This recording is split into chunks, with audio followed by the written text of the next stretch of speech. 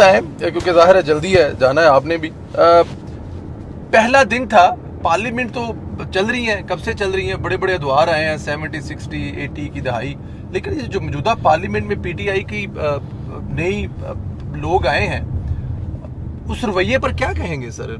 चलेगी पार्लियामेंट इस तरह हुकूमतें चलती हैं? देखें, हम अगर नस्तालीक अंदाज में बात करेंगे कि जी ये वो, अच्छा, पार्लियामेंट हमेशा से इस तरह ही होती है। अच्छा जी। यहाँ पे शेख रशीद भी रहे, यहाँ पे चौधरी शेर अली भी रहे, यहाँ जुल्फकार मिर्जा भी रहे, यहाँ बड़े बड़े हंगामे होते रहे हैं। ये भी आ गए, यहाँ यंगस्टर ज्यादा आ गए हैं और आ जाएंगे। क्या है, यहाँ पे अयाज सादिक का स्पीकर होना मेरे ख्याल में बड़ी बेहतर बात होगी कि वो ठंडा कूल आदमी है। और असल बात होती है कि आप अपोजिशन को चांस दें कि वो बात करें। ठीक। जब अपोजिशन चांस लेके तकरीरें करेगी, भड़ास निकालेगी, ये नहीं हो रहा कि कोई मुक्के मारने हैं या कोई लड़ाइयां करनी है, वो मंजर भी शायद कभी आए, लेकिन अयाज सादिक ऐसा मौका आने नहीं देंगे। वो अपनी पार्टी को भी संभाल सकते हैं, अपनी पार्टी की तादियों को भी संभाल सकते हैं, और पीटीआई में इमरान खान लेड जो अपोजिशन थी उसको भी उन्होंने संभाला हुआ, और उनके रिजाइन भी उन्होंने ही वापस करवाए थे उस वक्त।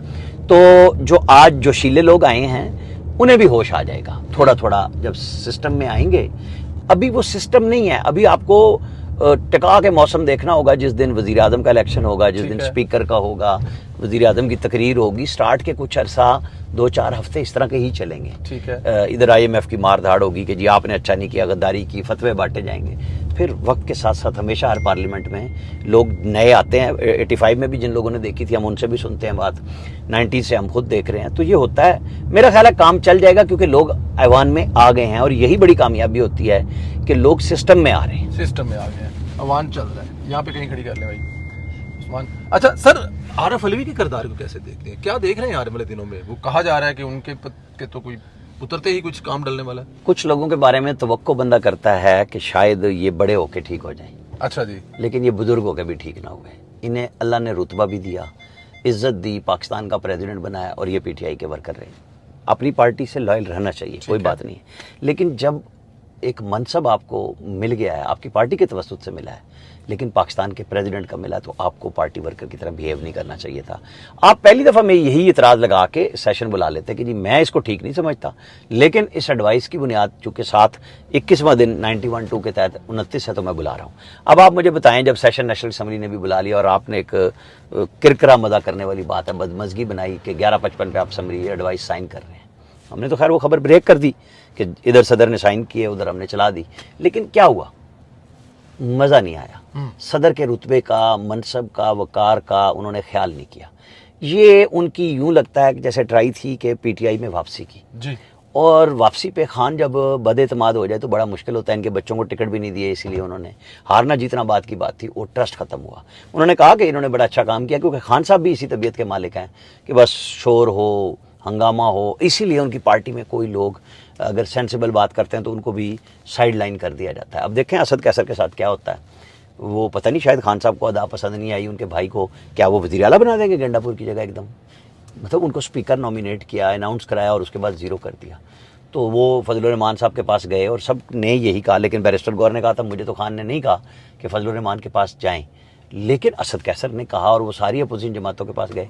अब अगर खान साहब ने इन सबसे यू टर्न लिया तो फिर वो अकेले जो ग्रैंड अलायंस की बात हो रही है कि जी अपोजिशन की होगी, जो कि अच्छी बात होती है जमहूरियत में, गवर्नमेंट अपनी सर्वाइवल की जंग लड़े, अपोजिशन अपनी पावर शो करे और पाकिस्तान की बेहतरी के लिए सारे काम करें, तो अच्छा होता है और यही होना चाहिए। तो अच्छा होता है और यही होना चाहिए। असल जमहूरियत की रूह ये नहीं है कि जी अपोजिशन और हुकूमत बिल्कुल गले मिलें, हाथ मिलाएं, ना मिलें जी, आप कहें, लेकिन ऐवान में बैठ के जहां पाकिस्तान का मफाद है उस पर आप आ जाएं। IMF का एक ऐसा इशू आ रहा है, मैं तो कई दिनों से ये कह रहा हूं कि गंडापुर साहब वज़ीर आला हों या कोई भी, उन्हें शर्त लगानी चाहिए कि पहले आईनी तरमीम करें जी। आपने इलेक्शन में गड़बड़ हुई है, हमेशा से हुई है, जो आप बल्दियाती इदारों को आईनी तरमीम के तहत पाबंद करें, सूबे टाइम पे इलेक्शन कराएं, उनको फंड्स भी दें।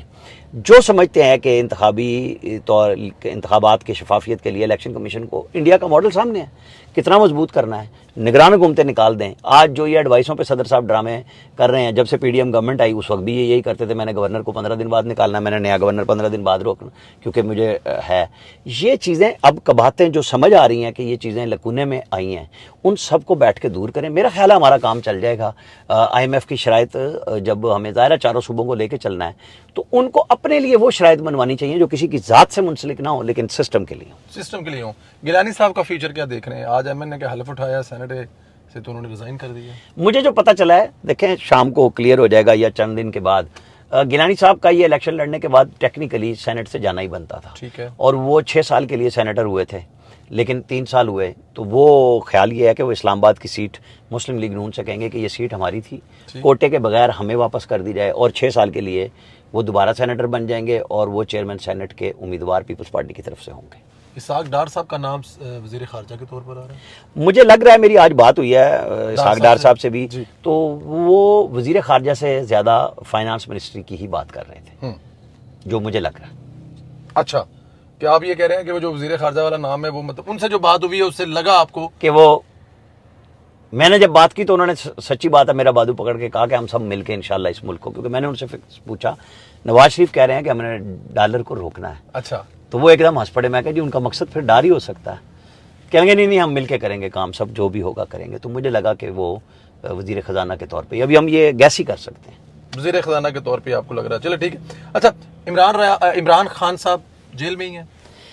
इमरान खान साहब, देखें नवाज शरीफ साहब को 10 साल की सजा हुई थी, तो 2 महीने 17 दिन बाद उनकी जमानत हुई थी। ठीक है।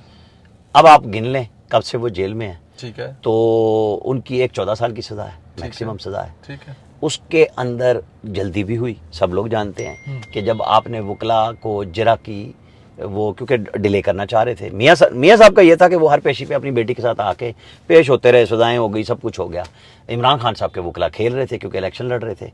अब कितनी उनकी लियाकत सामने आएगी, अभी कुछ देर में हाई कोर्ट में समाअत है आज, तो मुझे नहीं पता कि इस वक्त क्या हो रहा है, मैंने देखा नहीं है, लेकिन आगे जाके सज़ा ख़त्म तो होनी है। इस सेंस में सज़ा से मुराद उनकी ज़मानत तो पहला काम है। ठीक है। ज़मानत तो किसी भी केस में हो सकती है ना, तो कोई ऐसा चंबा नहीं है। घो के 3 केसों में सज़ा है, बारी बारी सब में सज़ा ख़त्म करानी होगी।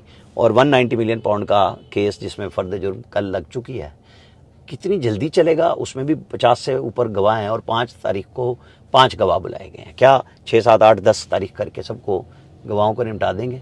क्योंकि अब तो उनके वकला भी फ्री होंगे और इस्लामाबाद में होंगे, जो तकरीबन MNA बन गए या इलेक्शन हार गए। तो ये खान साहब की स्ट्रैटेजी अपनी होगी, प्रोसिक्यूशन की अपनी होगी, हमें देखना होगा। लेकिन मुश्किल अभी उनकी आसान नहीं हुई है। लोगों ने वोट किया उनकी पार्टी को, सब कुछ किया, लेकिन केस तो उनके ऊपर मौजूद है। ये इतनी जल्दी में 3 सजाएं देकर इमरान खान को फायदा दिया गया है या इमरान खान को इसका कोई नुकसान हुआ है? ये जो जल्दी देखें, सजाएं जो भी हुई, जिस तरह भी हुई, मेरे ख्याल में उनका फिर जो वोटर है ना, उसने गुस्से का इजहार किया। जो ख्याल ये था कि वो इमरान खान की सजा के बाद घर बैठ जाएगा, वो एक तो घर नहीं बैठा, दूसरे ऊपर नीचे 3 सजाएं देने की, मतलब जिस तरह था ना, पहले 1 सजा हो गई थी तो आप इलेक्शन तक डिले कर सकते थे, नहीं किया। गवर्नमेंट की मर्जी है ना, जो केस चला रहे थे उनकी मंशा है। हम तो उसके बाद एक तबसरा कर सकते हैं कि 1 सजा में भी उन्होंने इलेक्शन के अंदर बाहर नहीं आना था और 3 सजाओं में भी बाहर नहीं आना था, लेकिन उसका उनको फायदा हुआ, निशान लेने का भी उनको फायदा हुआ। निशान की बात मैं हमेशा कहता था कि ये बात है 9 मई की। अब देखें ना, 9 मई को एक नया 9 मई आने वाला है, कब तक आप इस तरह लटकाएंगे, लोगों को बताएंगे? बिल्कुल सही बात है कि वो बहुत ज्यादती की इनके लोगों ने, अंगेख्त किया इनकी लीडरशिप ने, खुद भी गई, वो नहीं होना चाहिए था। लेकिन अमेरिका में देख लें, यूके से ज़्यादा जमहूरी मुल्क कोई नहीं है जिन्होंने वहाँ पे लंदन राइट्स हुए, घंटों में सजाएं दी हैं लोगों को, नेक्स्ट डे। ठीक है, तो मैंने इसलिए कहा घंटों में सजाएं दी हैं। तो मुल्क की बका के लिए ये ज़रूरी होता है कि जब आप सजाएं देते हैं लोगों को इबरत होती है, जब आप सजाएं नहीं देते, जमानतें देते हैं, तो लोग कहते हैं कि कुछ भी नहीं होता, हौसला बढ़ता है। बस आखिरी सवाल जरा ये बता दें, पंजाब क्या पूरे पाकिस्तान की पहली खातून वज़ीर आला मरियम नवाज को कैसे देख रहे हैं?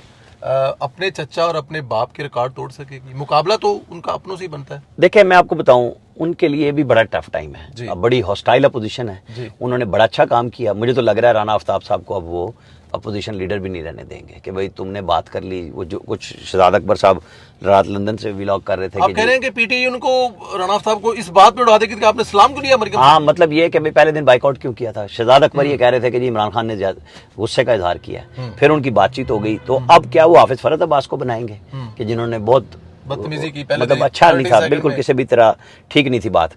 तो खान साहब तो इस तरह के लोगों को पसंद करते हैं। उसकी मौजूदगी में उन्हें नौजवान नस्ल से मुकालमा करना है, उनसे पीछे नहीं हटना। वो निकल तो पड़ी है मैदान में, उनके सामने वो मॉडल मौजूद है जो तरक्की का था कह रहा हूँ।